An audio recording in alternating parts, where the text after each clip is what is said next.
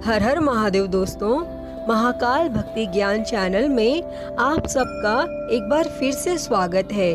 महादेव की कृपा आप सभी पर सदैव बनी रहे।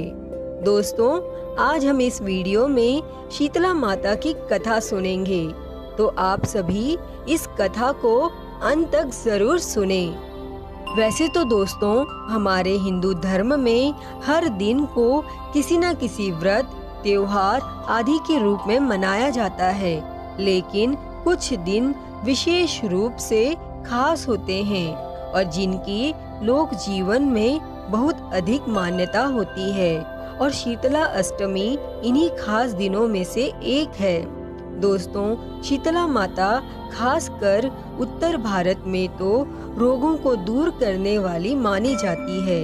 चिकन पॉक्स यानी कि चेचक नामक रोग को आम बोलचाल की भाषा में माता ही कहा जाता है। दोस्तों, शीतला माता की कृपा पूरे परिवार पर बनी रहे, इसीलिए शीतला अष्टमी का उपवास भी रखा जाता है और इस दिन माता की पूजा की जाती है। दोस्तों, इस उपवास की खास बात यह है कि इस दिन घर में चूल्हा नहीं जलता और माता के प्रसाद सहित परिवार के समस्त जनों के लिए भोजन पहले दिन ही पकाया जाता है, यानी कि बासी भोजन ग्रहण किया जाता है। इसी कारण इसे बसौड़ा या बसौरा आदि भी कहा जाता है। दोस्तों, यदि आप भी शीतला अष्टमी का उपवास रखते हैं तो इस बात का विशेष ध्यान रखें कि परिवार का कोई भी सदस्य गलती से भी गर्म भोजन न ग्रहण करे। मान्यता है कि ऐसा करने से माता कुपित हो जाती है।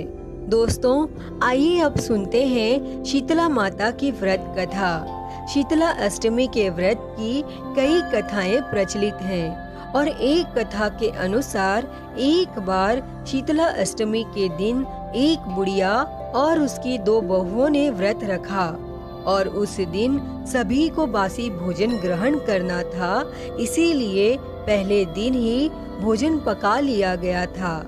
लेकिन दोनों बहुओं को कुछ समय पहले ही संतान की प्राप्ति हुई थी और कहीं बासी भोजन खाने से वे और उनकी संतान बीमार न हो जाए, इसीलिए बासी भोजन न ग्रहण कर अपनी सास के साथ माता की पूजा अर्चना के पश्चात पशुओं के लिए बनाए गए भोजन के साथ अपने लिए भी रोटी सेक कर उनका चूरमा बनाकर खा लिया।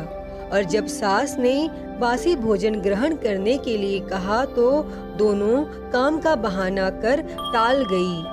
तब उनके इस कृत्य से माता कुपित हो गई और फिर दोनों के नवजात शिशु मृत मिले। और जब सास को पूरी कहानी का पता चला तो उसने दोनों को घर से निकाल दिया। फिर दोनों अपने शिशु के शवों को लिए जा रही थी कि एक बरगद के पास रुक विश्राम के लिए ठहर गई और वहीं पर ओरी और शीतला नामक 2 बहनें भी थी, जो कि अपने सर में पड़ी जुओं से बहुत परेशान थी। तब दोनों बहुओं को उन दोनों पर दया आई और जुएं निकालने में उनकी मदद की। फिर सर से जुएं कम हुई तो उन्हें कुछ चैन मिला और फिर बहुओं को आशीष दिया कि तुम्हारी गोद हरी हो जाए। तब उन्होंने कहा कि हरी भरी गोद ही लुट गई है। तब इस पर शीतला ने लताड़ लगाते हुए कहा कि पाप कर्म का दंड तो भुगतना ही पड़ेगा। तब बहुओं ने पहचान लिया कि यह तो साक्षात माता हैं, तो वे दोनों माता के चरणों में पड़ गई और माता से क्षमा याचना करने लगी। फिर माता को भी उनके पश्चाताप करने पर दया आई और फिर माता ने उनके मृत बालक को जीवित कर दिए और तब दोनों खुशी खुशी गांव लौट आई। और इस चमत्कार को देखकर सब हैरान रह गए। फिर इसके बाद पूरा गांव माता को मानने लगा।